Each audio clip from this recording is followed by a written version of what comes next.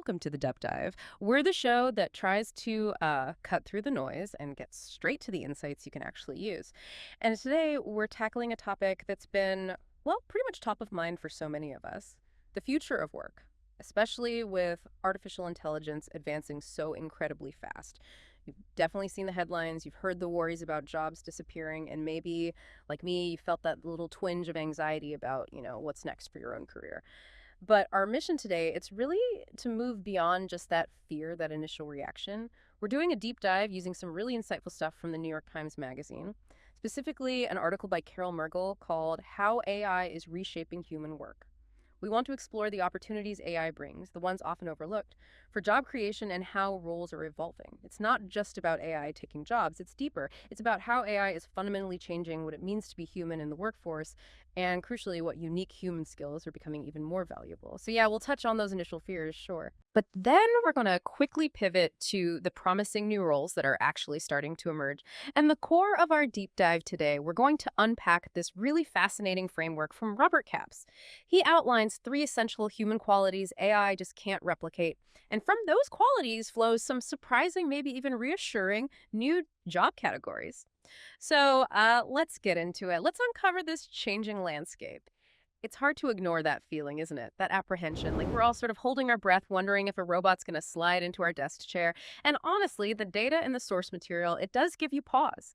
There's research mentioned by Frey and Osborne suggesting something like nearly 50% of U.S. jobs face high automation risk. Sign that kind of rapid change, especially with routine tasks getting automated, well, it creates real uncertainty. You can feel it across different industries. It's easy to get a bit stuck on that worry. Oh, absolutely. That concern is very real. And it really highlights the incredible speed, the unprecedented speed at which jobs and the skills needed for them are changing.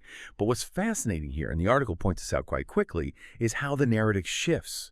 It moves from just threat, pure threat, to strategic adaptation. Yes, that high automation risk is stark, but the source says amid the concern, there's room for optimism. New roles are emerging. And it's not just wishful thinking. Policymakers, businesses, they're actively looking for ways to adapt. They have to. So this isn't simply about job loss. It's profoundly about job evolution.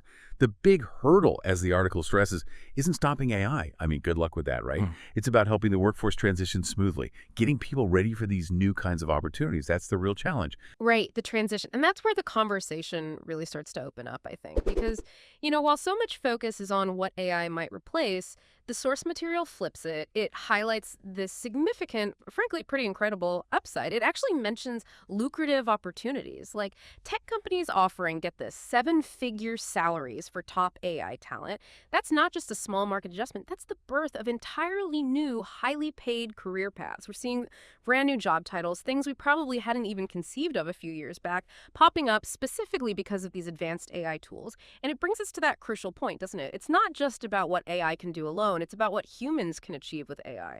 It's a whole different way of looking at it. Exactly. If you zoom out and look at the bigger picture, it really means viewing AI as this incredibly powerful tool, something that augments human abilities. It's not really an adversary competing for the same old roles. Our roles are fundamentally shifting. We're moving towards jobs that, as the source puts it, complement AI strengths rather than compete with them. And that demands a pretty big mindset shift, for individuals, for companies. It's about recognizing that the human element isn't just vanishing. It's being redefined. It's being elevated to focus on things AI can't do: judgment, empathy, complex problem solving in novel situations. This isn't just about tech changing. It's a deep reevaluation of human value in the workplace. Okay, so given all that context, this evolving landscape, what does it actually mean for you listening, for your future career, or maybe the skills you should be thinking about developing right now? Robert Capps, in that article, he offers this really compelling way to think about it. He's got this framework identifying 3 fundamental areas where humans remain absolutely essential, irreplaceable, really, no matter how smart AI gets, he calls them: trust, integration, and taste. Why those 3 specifically? What's the thinking behind them? Well, Cap's idea is basically this. As AI handles more of the analytical, the number crunching, the repetitive stuff, human value shifts. It shifts towards areas needing our unique judgment, our empathy, our intuition, things AI lacks. Yeah. So he outlines, I think it's 22 theoretical jobs across these 3 categories: trust, integration, taste. And they all center on humans taking responsibility for what AI produces, ensuring it aligns with human needs, human values. These aren't just small niches. CAP sees them as the foundation of how humans and AI will collaborate. Right, okay. Let's dive into that first pillar then. Trust. Why is human oversight just non-negotiable when AI is involved? You're saying these jobs are all about ensuring AI is reliable, accountable, that it operates ethically, safely, follows the rules. I can immediately see why that's vital in fields like, say, medicine or finance or self-driving cars. The stakes are just incredibly high. It's incredibly high. And it brings up that fundamental question. Who's responsible when an AI gets it wrong? Or when its output causes harm, even unintentionally? These trust roles, they provide those essential human checks and balances. They build public confidence, and they establish legal responsibility. For instance, the source mentions a drug compliance optimizer. Think about that. Someone ensuring pharmaceutical AI may be helping discover drugs or suggesting dosages strictly follows all the complex regulations. That's critical for patient safety, obviously, and avoids huge legal problems. Makes sense. What else falls under trust? There's the algorithm bias auditor. This is huge. AI learns from data, and if the data has biases, the AI can learn them too. This auditor's job is to find and fix unfair patterns in AI decisions, especially in sensitive areas like hiring or loan approvals. We also see things like a health data AI witness, someone ensuring patient privacy is protected within AI systems, but also validating AI-driven diagnoses. You still need a human expert to sign off before big medical decisions. And you mentioned autonomous vehicles. Right, an autonomous fleet risk manager. This person oversees the safety rules for self-driving trucks or taxis. They might need to intervene remotely, or they design the protocols for when a human takes over. Critical judgment calls there. And maybe the broadest one is the accountability officer. This person takes the ultimate legal and ethical responsibility for AI decisions across a whole company. So you see, these roles aren't just about making AI efficient. They're about making sure AI does the right thing, responsibly, with a clear line of human liability. Without that human trust, AI becomes a risky proposition, doesn't it? Definitely. It's the human conscience, essentially, making sure the power serves us well. Okay, so trust is about accountability. What about connecting AI's power to the real world, getting it working? That sounds like CAP's second category, integration. You describe these roles as translators, connecting AI smarts with actual business problems, existing workflows, so they figure out the best ways to use AI in an organization, making sure it's not just fancy text sitting on a shelf, but a tool that adds real, tangible value. Exactly.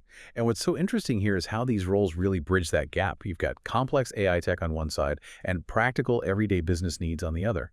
Integration is about making AI work for people smoothly within the systems they already use, enhancing productivity, not just causing chaos. For example, an AI business integration specialist does just that. Figures out the best places to apply AI in a specific company, maybe for customer service and retail, or optimizing supply chains. And we hear a lot about generative AI now, the kind that creates text or images. How does that fit in? That's led to roles like the prompt engineer. This is someone who gets really good at writing precise instructions or prompts to get the best possible, most useful output from models like ChatGPT or image generators. It's almost an art form. Then you have an AI workflow designer. Their job is to figure out how to seamlessly weave AI tools into existing company processes, making sure the flow from human task to AI task and back is smooth and efficient. And getting the right data for these AI systems must be key too, right? You can't just feed them anything. Absolutely critical, which leads to roles like the synthetic data manager. Sometimes getting enough real-world data is hard or raises privacy issues. So these managers develop high-quality artificial data that mimics real data, allowing AI to train effectively and safely. And one more, an AI training simulation coordinator. They build realistic virtual worlds or scenarios to train AI, especially for complex tasks like autonomous driving or robotic surgery, before deploying them in the real world. All these integration roles, they're about practical application, making sure AI isn't just a cool demo, but a functional value-adding part of the business. Without human integration, AI could just sit there, underused. Okay, that makes perfect sense. So we have trust for responsibility, integration for practicality. What's the third leg? Taste. Technical, more human. You said that this is where human judgment, creativity, maybe aesthetics come in, guiding AI beyond just pure data to create things that are meaningful, that resonate with people. So these roles shape how AI interacts with us, making it feel more natural, more culturally aware. It's about the human touch, essentially. Precisely. If we connect this to the bigger picture, these taste roles ensure AI doesn't just, perform a task blankly. They help it connect with us, reflect our values, maybe even enhance our experience in a way that feels genuinely human. or at least appropriately designed. Think about an AI personality director, someone who designs the character, the voice, the interaction style of AI assistants. Should your banking app's AI sound empathetic or strictly professional? That's a taste decision. Ah, I see. So it's about the feel of the AI. Exactly. Or a virtual experience curator. They might design AI-powered museum exhibits or virtual travel experiences, ensuring the whole thing feels cohesive, engaging, and evokes the right emotions. Then there's the digital content stylizer.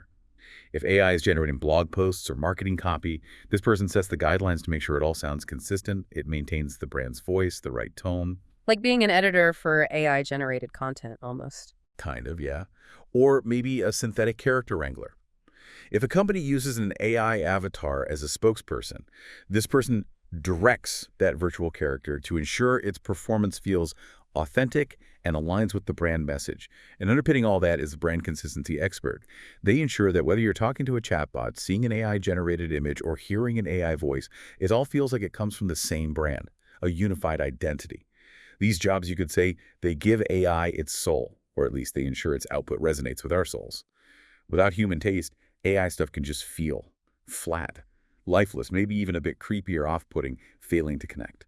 Wow. Trust, integration, taste. It's a really helpful way to frame it. So as we wrap up this deep dive, let's maybe just bring it back to that core message from the article. AI is transforming work, no doubt about it. But the key takeaway seems to be that it's expanding human potential, not just replacing us wholesale. The future isn't about trying to outcalculate a machine. It's about leaning into those uniquely human strengths. Yeah, Judgment, creativity, empathy, ethical thinking, areas where we naturally shine. absolutely spot on. The valuable new careers, the ones with longevity, they emerge when we focus on shaping AI, directing it, refining its output, not trying to compete with its raw processing power. We're moving toward a future where our very human qualities, our ability to build trust, to integrate complex things into practical use, our sense of taste and what feels right, these become our most valuable professional assets. And maybe that leaves an important question for you listening right now. How can you leverage your own unique human qualities, your sense of trust, your knack for integration, your personal taste? How can you leverage those to thrive as the landscape keeps evolving? What steps could you take, maybe starting today, to really embrace that human edge, to carve out your own essential, truly irreplaceable role in this future we're all stepping into?